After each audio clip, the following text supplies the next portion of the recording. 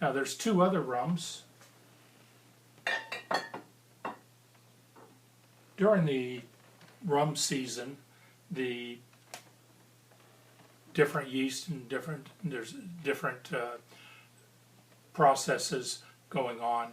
They're harvesting from different fields, and there are changes in the wine and in the distillation. You can imagine over a 6-month period, not every batch is going to be identical. Now, to end up with a final product that is very consistent, each one of these batches goes into a tank and it's separated, and then they're blended together and then rested for the 6 months. But when everything is going just right, Gregory moves some valves and puts some rum over into a special tank, and later on that will be bottled as l'Esprit, the spirit of Martinique, or the spirit of Neisson. The rum in this bottle came off the still at 72% alcohol, and then it's bottled at 70% alcohol. So they added just a little bit of filtered water. The water is filtered at Neisson, and it's very consistent. It's mountain rainwater that's come, well water, but originally it was rainwater. It's not desal water or anything like that. So I look at this as in a bar situation on a good night when the music is right, the weather's nice, people are in the bar, the customers are tipping, the fruit's fresh, the bartender's not too high, and the bar back isn't too hungover. Everything's going just right. You really wish you could bottle that and just serve it every night. Well, here's an example when Gregory sees and tastes that everything is just perfect, and this may only be an hour during the day when in the middle of the middle of the distillation. He'll move some valves and then save this. Last year there were about 4,000 liters of l'Esprit bottled. Now when everything is going well but not quite as good, some of the rum is put aside. This is just a little wider cut. This is called their 52.5. Now in a lot of all the other distilleries, they bottle at a 50 and a 55 degree. But at Neisson, they didn't want to do 55 and 50, although they have a 55 and a 50. They wanted to do something different.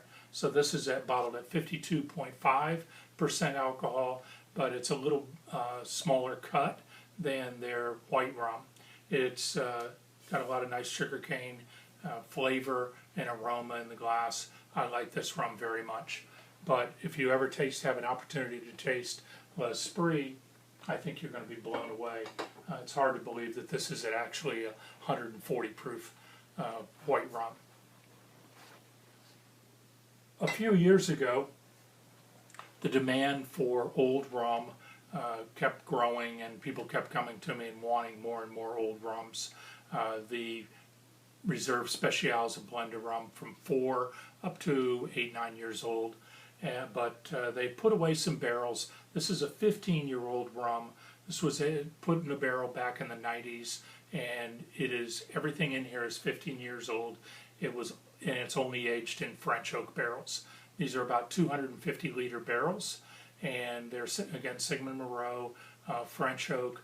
But this rum started out at about 50, 60 barrels, and then over the years they kept topping off barrels, and they only yielded a few barrels of this, and it's bottled at 15 years old. For the American market, we've got a liter bottle, and the label's slightly different, although it looks very similar to that was done for the French bottling. This is not stainless steel as the French label is. And the French label, there's actually 9 layers here, but it's a very nice label. It's very expensive to make the label, and then these are dipped in wax. That's the 15-year-old, and then this is the 18-year-old. These are the oldest 2 rums from Martinique that are imported. There are a few other single vintage years that are only available at the distillery. You won't find them at any retailer in France or even in Martinique. But this is their 18-year-old. Let me get a different bottle. I have a bottle of it that's full. Imagine that. So here's a bottle of the 18-year-old. This is a copper label, and again, this is aged 15 years in French oak, only French oak, and it's bottled at the distillery. Everything at Neisson is done under the eye of Gregory Neisson. Before they go out to cut cane in the morning, Gregory, who's a triathlete, rides his bike up into the hills and tags the different areas around the field where they're going to cut the next day.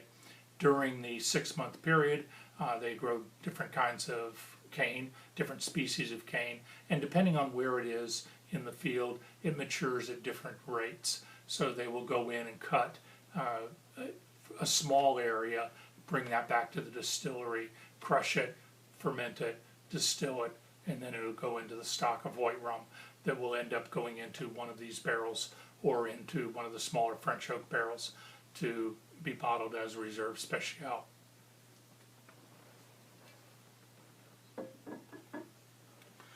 Today, Neisson is the smallest of the distilleries.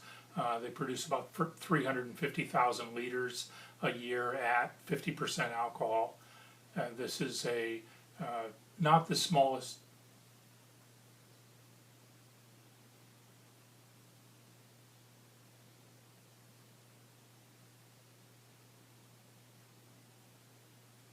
So thank you for your time.